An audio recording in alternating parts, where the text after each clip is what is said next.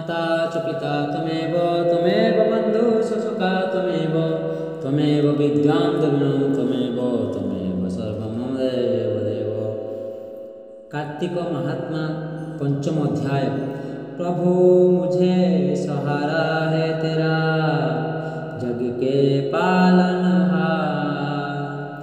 कार्तिक मास महात्मा की कथा करूं विस्तार। प्रभु मुझे सहारा है तेरा, जग के पालनहार। कार्तिक मास महात्मा की कथा करूं विस्तार। राजा पृथु ने कहा, हे मुनि जी, आपने कार्तिक मास में स्नान का फल बताया है। अब अन्य मासों में विधिवत स्नान करने की विधियां, नियम और उद्यापन की विधि मुझे बताइए। देवर्षि नारद बोले, हे राजन, आप भगवान विष्णु के अंश से उत्पन्न हुए हैं, अतः यह बात आपको मालूम ही है। फिर भी मैं आपको यथाचित विधान बताता हूँ। आश्विन मास में शुक्ल पक्ष की एकादशी में कार्तिक के व्रत करने चाहिए। सुबह ब्रह्मा मुहूर्त में उठकर जल का पात्र लेकर गांव से बाहर पूर्व या उत्तर दिशा में जाएं।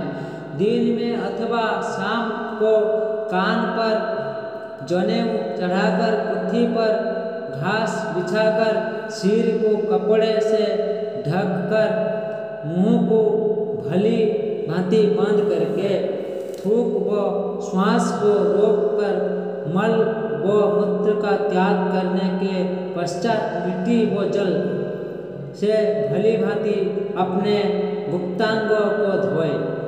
तत्पश्चात जो मनुष्य दांतों मुख शुद्धि नहीं करता, उसी के सब मंत्र निष्फल हो जाते हैं। अतः दांत और जीभ को यत्नपूर्वक शुद्ध करना चाहिए और निम्नलिखित मंत्र पढ़कर मुख से दातुन तोड़नी चाहिए। हे बृहस्पति, तुम हमें आयु, कीर्ति, तेज, प्रज्ञा, पशु, संपत्ति, महाज्ञान, बुद्धि और विद्या प्रदान करो। यह मंत्र पढ़कर दूध वाले वृक्ष पर से बाहर 12 अंगुल की दातुन तोड़कर दातुन करें। व्रत या श्राद्ध के दिन दातुन नहीं करनी चाहिए। प्रतिपदा, अमावस्या, नवमी, छठी, रविवार को चंद्र तथा सूर्य ग्रहण में दातुन नहीं करनी चाहिए। कटीले पेड़ों, कपास, पीपल, बरगद और निर्गंध, इन पेड़ों की दातुन करनी चाहिए। तत्पश्चात भली भांति स्नान करके फूल माला, चंदन और पान इत्यादि पूजा की सामग्री लेकर प्रसन्न मन व भक्ति पूर्वक भगवान शंकर के मंदिर में जाना चाहिए। वहाँ सभी देवी देवताओं की अर्घ्य, आचमनीय आदि वस्तुओं से अलग अलग पूजन करना चाहिए। प्रार्थना एवं प्रणाम करना चाहिए। फिर भक्तों के स्वर से स्वर मिलाकर श्रीहरि का कीर्तन करना चाहिए। मंदिर में जो गायक भगवान श्रीहरि का कीर्तन करने आए हो, उनका माला, चंदन, तांबूल आदि से पूजन करना चाहिए। व्यक्ति देव स्थान में भगवान कीर्तन करने वाले भी साक्षात भगवान विष्णु के स्वरूप होते हैं। यह लोग सत्ययुग में विष्णु जी को अपनी तपस्या, योग और दान द्वारा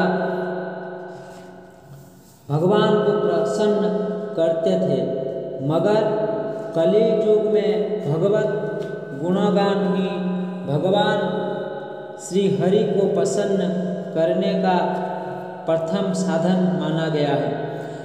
नारद जी ने राजा पृथु से कहा, हे राजन, मैंने एक बार भगवान से पूछा, हे प्रभु, आप सबसे अधिक कहाँ रहते हैं। भगवान ने कहा, हे नारद, मैं वैकुंठ अथवा योगियों के हृदय में ही नहीं रहता, अपितु जहाँ मेरे भक्त मेरा कीर्तन करते हैं वहाँ मैं अवश्य रहता हूँ।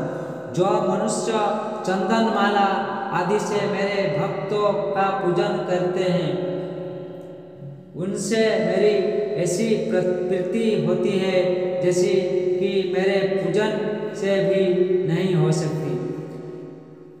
शीर्ष, धतूरा, गिरिजा, चमेली, केसर और कंदरा तथा कटहल के फूल व अक्षतों से भगवान विष्णु की पूजा नहीं करनी चाहिए।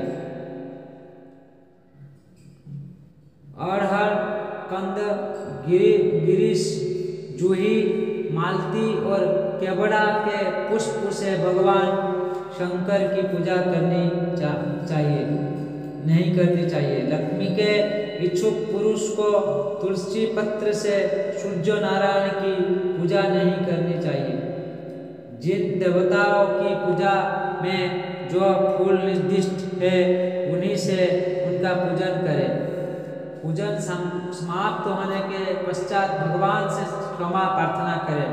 हे सुरेश्वर, हे देव, मेरे पास न मंत्र है न क्रिया है, मैं भक्ति से भी हीन हूँ। जो कुछ भी पूजा मैंने आपकी की है उसे प्राप्त करें। ऐसी प्रार्थना करने के बाद दंडवत प्रणाम और क्षमा प्रार्थना करके भगवत कीर्तन करना चाहिए, श्री हरि की कथा सुननी चाहिए और प्रसाद ग्रहण करना चाहिए। इसी तरह बताई गई विधि के अनुसार जो मनुष्य कार्तिक व्रत का अनुष्ठान करते हैं वो संसार के सभी सुखों को भोगते हुए अंत में मुक्ति को प्राप्त होते हैं।